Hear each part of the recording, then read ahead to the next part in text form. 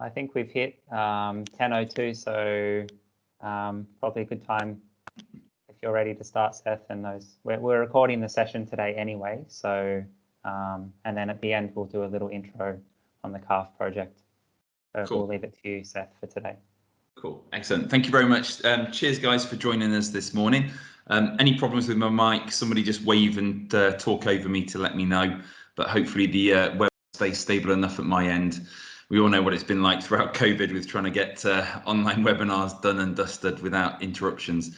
I've got the unenviable task of talking about the calf structure and function and trying to then make that clinically relevant with why we're getting injuries essentially in the calves. And assuming that you're all interested in the calf, hence being here at the moment, and you're seeing a number of calf injuries within your clubs, we're just going to have a brief revisit of the epidemiology, but not spend at all long on it because we're aware that other people are going to be covering this during the training sessions that we're going to run as part of this project. So if you want to get in touch with us, use the calf project at Outlook that Evan's manning and has set up. So a good email to get us on as well as we go forwards. Essentially what we should be finding, if my computer catches up, is that calf injuries are obviously a big problem. In football, based on the UEFA data, they're the fourth most common of all injuries, and they account for over 4% of all injuries in total. It appears that you're losing the side of my slides at the moment for some reason, but about 13% will go on to re-injure as well. So we've got a reasonable relapse rate, re-injury rate, but actually what most clubs are finding that we're involved with is that re-injury rate is much, much greater, particularly in other sports like rugby union as well. And if you've got older players, they're the group that seem to be at highest risk, which we'll come back to. So we take somebody like this chap here and we look at his injury over a period of time. What you'll notice is he's had a lot of injuries, but look at the ones that have put him out of play for long periods of time. His calf injuries are literally 8 sessions, eight games, nearly every single time. So that's a substantial amount of time lost for a critical, very costly player. And this is the story all over the world if you take those older players who are key squad members. In rugby union, if we look at the data from the rugby surveillance project that runs, calf injuries are in the top 3 most severe injuries, okay, out of all injuries, including concussions, head injuries, spinal conditions. Is around 51 days. That's a hell of a long time to be missing games for. Now, in football, that data really equates to a 25-man squad will give you around about 2.5 injuries per season. Some clubs I know have been seeing up to 11 calf injuries per season within their sort of squad profile with no good reason. They haven't got mature players, and it may be markers of training issues or S&C conditioning problems, but we don't know. And a lot of what I'm talking about today is conjecture. It's theory based on what we currently know about the evidence, and I might change my thoughts in the next sort of year or two. Barcelona's data is a good one just to show you that calf injuries in red seem to be increasing season on season over the last sort of 9 seasons. So this is a real significant problem. It's getting to the level of hamstring injuries in football, and in rugby it's pretty much on par with hamstring injuries from a training perspective.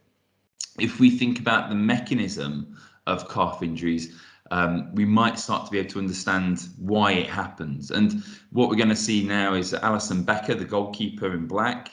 For those of you that don't sort of follow footy, he takes a step back as he's going to do this goal kick and actually ends up injuring his right calf in that process. So if we watch his leg, we'll see another slow-mo or another repeat of it in a moment as well.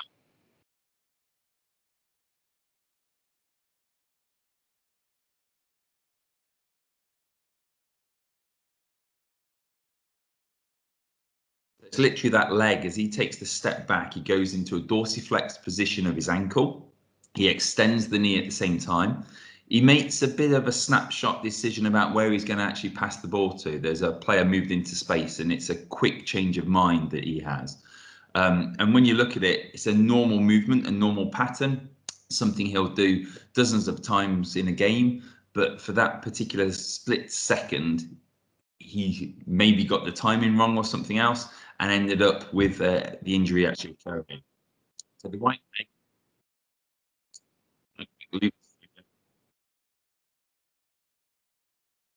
there's nothing untoward when you watch that with actually what's going on. And what we're going to see now is Steve Waugh. This is from a British Journal of Sports Medicine paper from John Orchard a number of years back. It's a video of Steve Waugh injuring his left calf.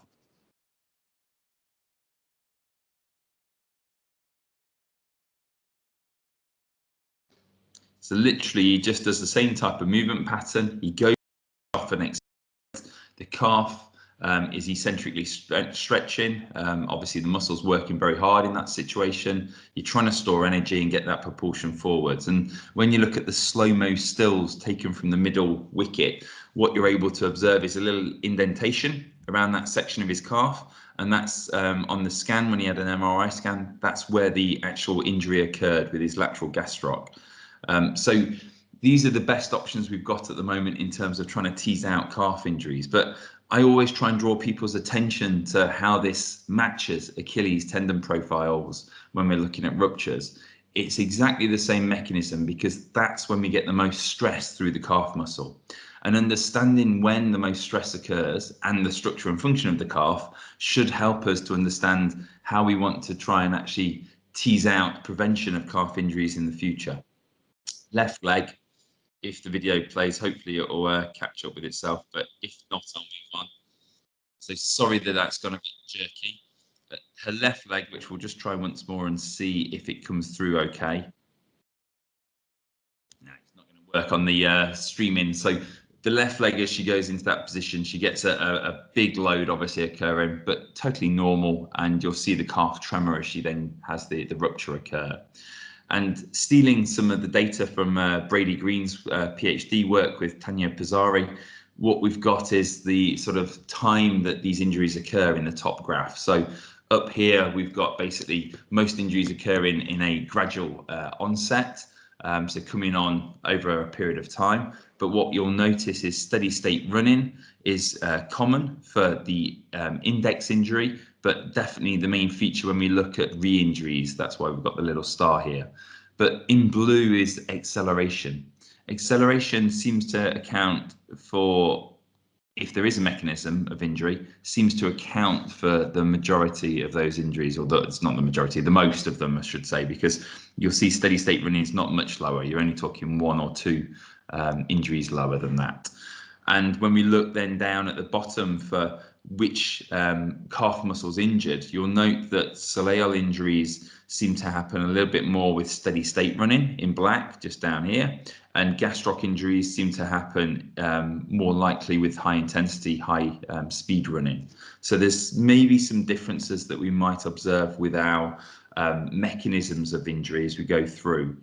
And the key to take away from this is it's an older paper, and there's now new data from Brady and a variety of other folk that are showing soleus injuries are somewhere in the region of 60, maybe up to 85% of all calf injuries that you're seeing.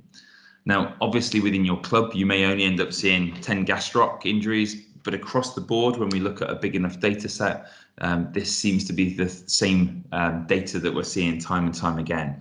And part of this project that we're looking at, and we'll talk about shortly, is considering where the injury is and how that may influence your return to play periods. The data from Carlos Pedrot and Ramon Barrias over in Barcelona suggests that if you injure the central tendon, so this area here, NTC, then your return to play periods are longer. And this has been borne out in later data from Brady Green's work, published recently, and also Carlos Pedrot's later work as well, showing the same features. It seems to be that tendon injuries within the muscles causes much bigger problems, very similar to what's been suggested with hamstring injuries as well. So I think sort of we've got down these calf injuries and when they're occurring, but we need to consider why the calf gets injured. And as part of that, we can look at the risk factors that are out there and identified in the literature. And with the UEFA football data, what we can see very, very clearly on this is all muscle injuries happen in different age groups. These are our age groups down here. You'll note the over 30s is one. What we'll observe when we look at the calf data is you'll see the older the player, the more likely they are to get injured, essentially. So you're seeing a higher frequency in those older players. And we've got a spectrum of players up at the top who are world-beating, world-ranking players who've all had repeated calf injuries that have sort of plagued their recent or later careers. And this is the thing that we keep seeing. So age is a factor. We don't know exactly why age is a factor, but age is definitely a factor. And one of the things then that we have to think about is, can we work out why age is a factor? And the most obvious answer that we have at the moment is that as we age, we reduce our calf strength, whether we look at the support moment, the ankle power moment. Basically, the plantarflexor force capacity drops with age. It doesn't drop a huge amount from your 20s to 30s when we look at these data points, but what we're seeing is a drop nevertheless. And that, I think, might be one of the important avenues that certainly warrants further research as we go forwards.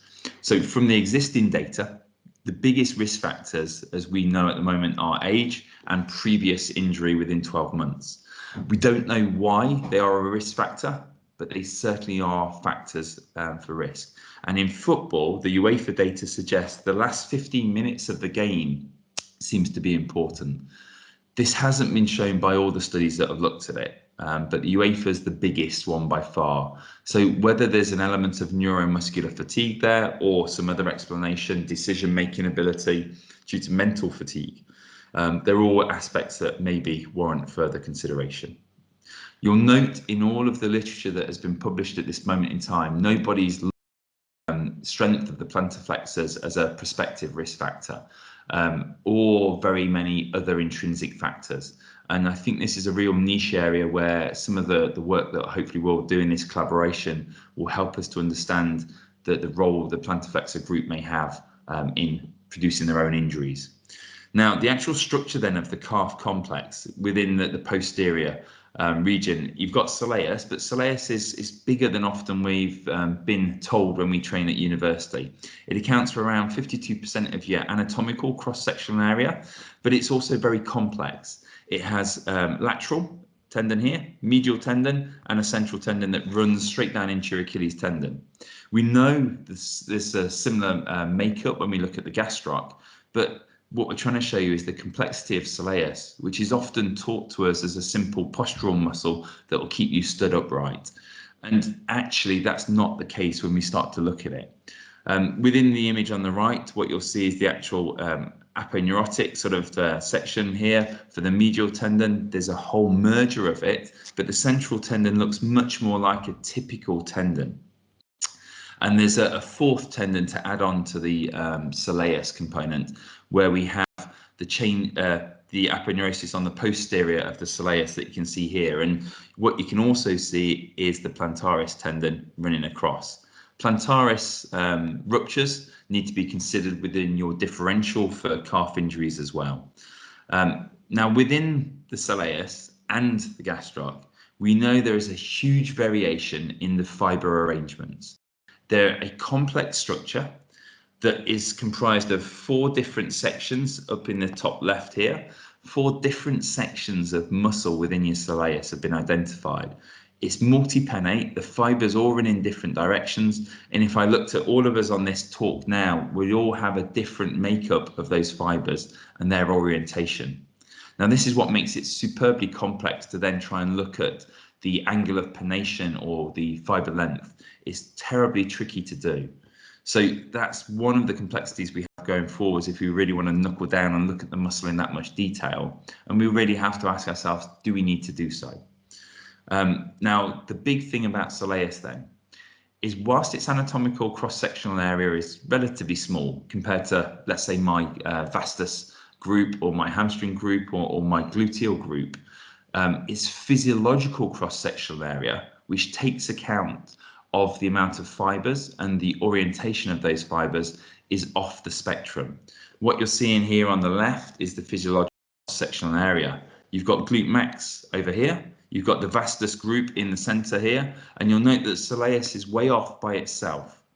it sits right up there with a huge physiological cross-sectional area, and that complexity of structure is part of that. Now, before we get into the function of the calf, we're just going to sort of highlight how the Achilles is made up as well. The Achilles obviously comprises of a twisting structure that is made up of fascicles that link to each of these three muscles, the lateral and medial gastroc and the soleus. And we know that injuries seem to correspond to certain zones within the Achilles. And in the mid portion, where this area would be untwisted, those sections probably most strongly relate to the soleus. And that's something that we can see with imaging as well as we go through. So when we're talking about calf injuries, I'd also encourage us to look at the Achilles at the same time, because we know that one of the risk factors for developing Achilles tendinopathy is previous calf pain. And it probably suggests a weakness in the calf complex. Now, that huge physiological cross-sectional area works superbly well to produce huge forces. When we're running, we'll get around about 50%, maybe even up to 75% of our vertical force from soleus in isolation. Okay, really, really important. It will produce forces that equate to around about 8 times body weight at a variety of run speeds, 3.5 meters per second, going right up to 9 meters per second with the black element. And this is rectified EMG. So there's some problems with this, but a whole variety of people that have tried to look at the internal muscle forces have shown the same type of force. Gastroc in comparison on the left is around 3 times body. So between these two muscles, we're getting 11 times body weight as a force output during locomotion.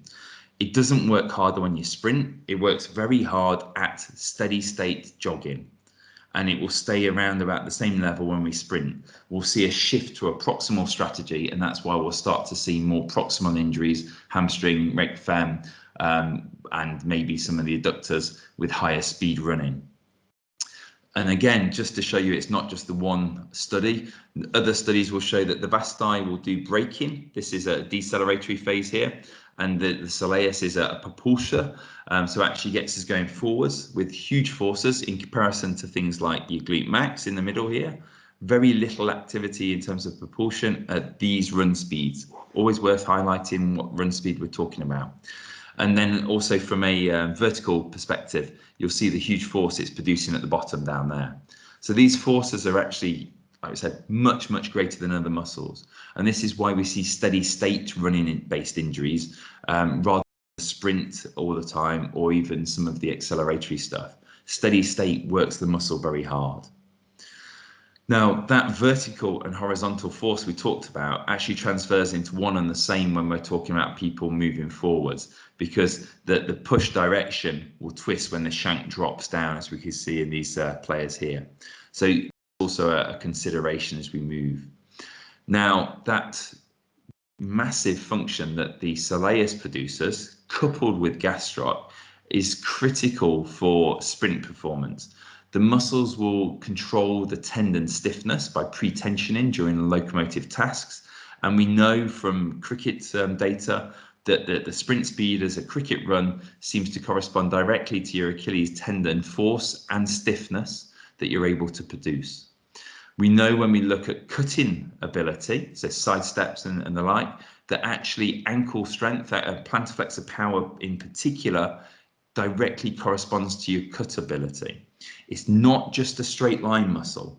This produces forces that allow us to do cutting tasks. And it doesn't work in a simple, normal, linear aligned position. When we're talking about actually what happens on the field, the foot can end up in horribly inverted positions with huge amounts of dorsiflexion.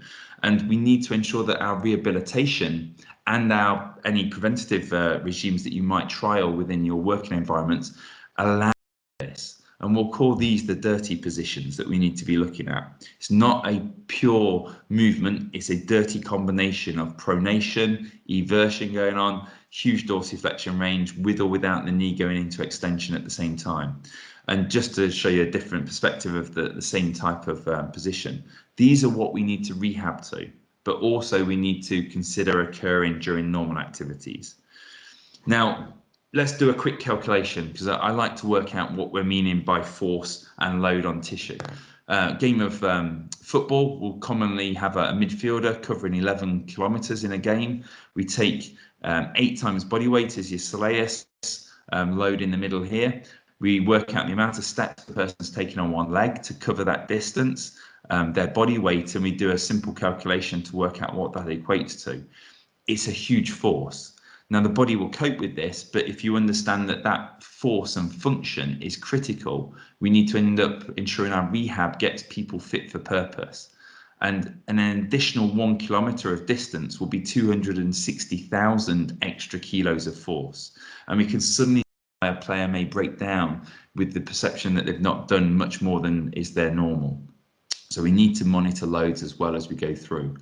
And those huge forces that the calf's producing are really important, because if we've got a deficit, we're going to have a problem, because the calf will work at about 84% of its maximum voluntary contraction during every single stride during running. That is huge, and that's the bit we really need to be aware of. So any small deficit that drops them below, that force has to go somewhere else. And what happens is, by and large, the Achilles tendon will act as a buffer for your calf muscle, and the Achilles tendon then is going through greater periods of elongation, and that's where we see tendinopathy set up and start to develop.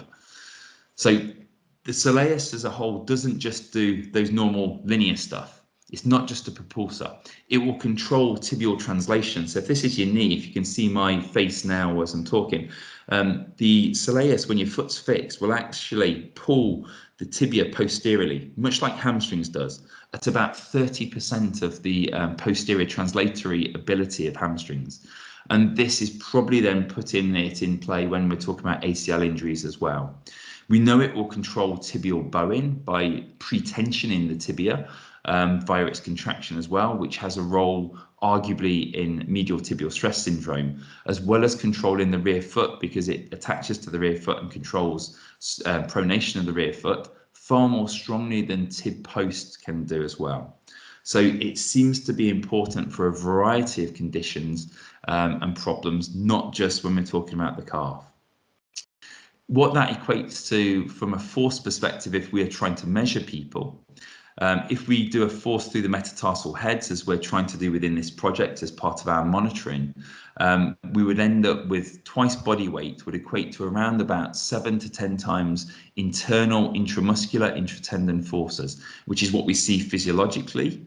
And also it's what we found experimentally. When we've done studies on healthy runners and elite rugby players, we're seeing around about twice body weight as an isometric or an eccentric strength parameter for these individuals. The actual function, I know I'm just running a few minutes late, so just bear with me. These are the last few slides. When we look at healthy runners during an eccentric contraction, we see nice, smooth, controlled concentric contractions here. We see nice, smooth contraction of the plantarflexors, and then this is the dorsiflexors. Just remember what that one looks like, and remember that the peak force occurs in dorsiflexion. So 20 degrees was the setup on isokinetic dyno. What we see when we get somebody with a calf injury is they're much weaker. This is now significantly less than the 200 Newton meters we saw before, but there's a massive fluctuation in that force pattern. The peak tension has shifted from the dorsiflex position into mid-range, and this is the problem. The calf should generate its peak forces when you're most dorsiflex. That's what we see in all of our testing, and that's why we test in dorsiflex positions, and that matches the physiological demands of when injuries occurring and what the person has to cope with during game situations or any other sporting activity for dance or anything else as well. And the last slide then before you get the summary. If we try and calculate some of the forces linked to different activities, and this is done for the tendon, but obviously it will relate to the muscle, we can see the forces will go up with a progression of activities from walking right the way to single leg hops. The stress through the tendon will increase massively as we get into these run-based activities or a unilateral jump when we compare it to doing something like a heel raise. And what this tells us again is the calf has to do a lot of work. The functional requirements are large. We need to ensure our rehabilitation hits those large functional requirements. So what I want you to all try and take away from this talk is the calf is very complex. It's got these intramuscular tendons. It produces a huge force output with the predominant force coming from Soleus. And it also does a lot more than just straight line work. The biggest factors we need to use for identifying our high-risk players are probably age and previous injury, and it may be that they link to a reduction in strength. That's certainly where I'm working at the moment from a theoretical standpoint. So at that stage, I'll thank you, and I'll let anybody start asking some questions if we've still got time from anybody, and I can pop up a couple of the slides about the project as well. So Evan, please interject.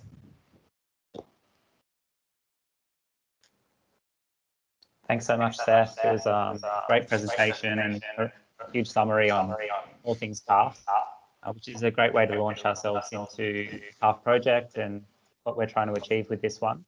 So anyway, if there's anyone who has any questions, raise your hand or type in the chat and we can pose those to Seth.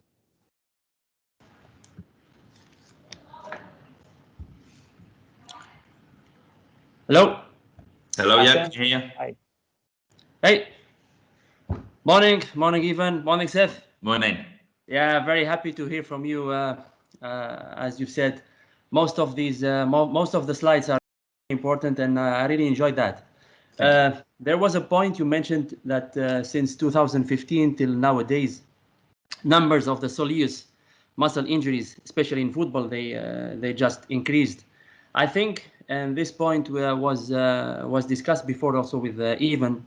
If we have a more accurate system to just record all the muscle, let's say we spoke about that a couple of days before. I presented something about the soleus here in Aspetar, and if we will have a better tool to monitor and to talk seriously about the pain in calf, because what I've seen as a physiotherapist in a club and during the last couple of years, most of these problems and let's say discomfort, and this was something that was always reflected on, always reported from our patient or players, and we just found out that there were real soleus injuries.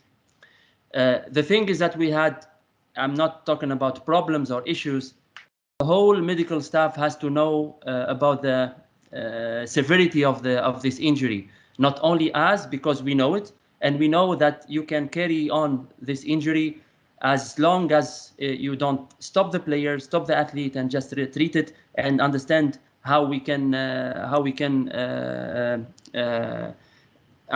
pick the right pathway for the treatment. Yeah, I think, like you said, Hassan, it's trying to understand the size of the problem in a variety of sports. And we've got good injury data for UEFA project, but that doesn't link across all football groups and leagues. We've got very good data for rugby union in the Premiership in England, because there's a really good injury surveillance data that's run regularly.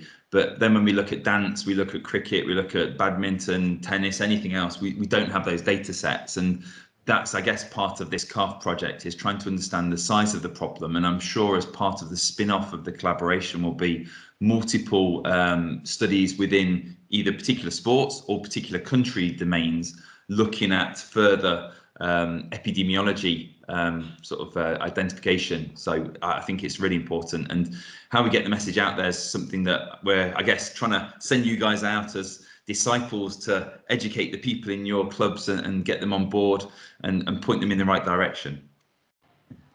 Cool. Thanks, Hassan. I think Ian, you've got your hand up as well, haven't you? I think. Yeah, thanks. Thanks very much. Hassan. I always learn loads from you guys, and it was a really good talk. Thank you, and very clear. I'm just, I know when I was working in full-time football, the whole pre-season thing and overloading and hard grounds was a big issue for us. And when I was with the national team, when we used to train at certain Premier League grounds, the players would always moan about the harder surfaces. Is there anything in your experience that you think hard grounds, like in Qatar, for instance, it again a big issue for us coming up to the World Cup? Is there anything you know about that or have a thought about? Yeah, so if we look at elite sprinters, they'll clearly tell you when they go and work on a different track, they immediately notice the difference, normally for their tendon. They'll normally report Achilles tendon sort of irritation, and they'll literally have it time and time again when they go around the circuit at different tracks. So there probably is something in it. In football and rugby and other field sports, we'll get exactly the same comment from players, but there's no data on it. And obviously with Aspetar, I think you guys have looked at some of the injury surface components, but how it links is probably the unstable surface. That it's harder, I'm not sure about. Softer, I think, is a problem. We tend to see a lot of calf and Achilles flare-ups when people go for a run on sand or something similar, where the surface can slip and slide and you end up with an unpredictable movement. And I think softer, wetter surfaces, like you'll see in Northern Hemisphere clubs, when we train, we'll get a problem with that. But maybe the softness also provides them with a little bit of give and they don't get as much traction and arguably less tendon and muscular forces generated. So there's the two sides to that argument, I think, and there's no clear data.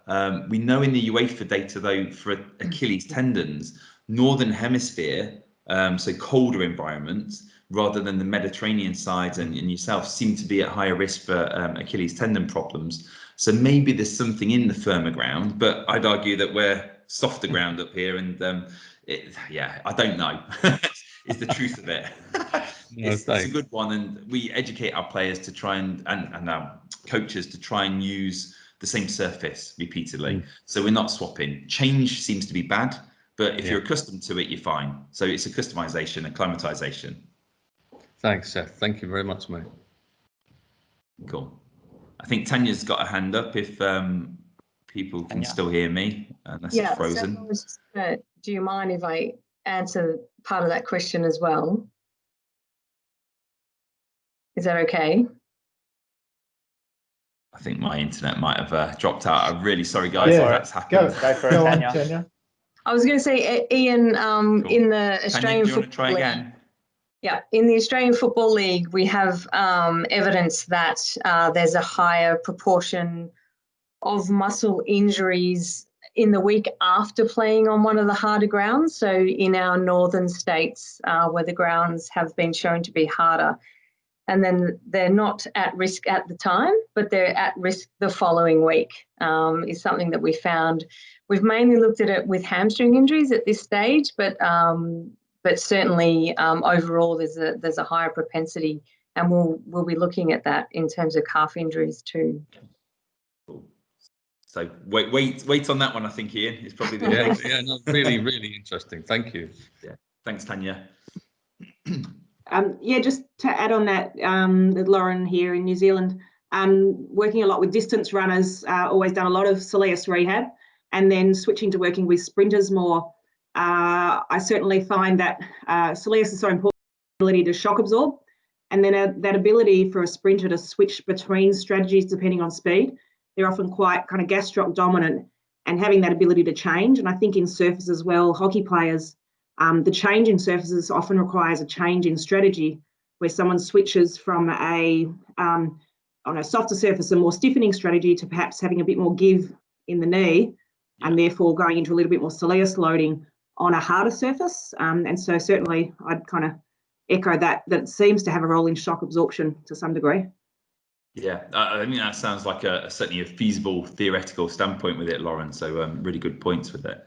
I think the elite sprinters are a group where they're so in tune with the body and working at such a high level. They're a good group to use to look at some of this.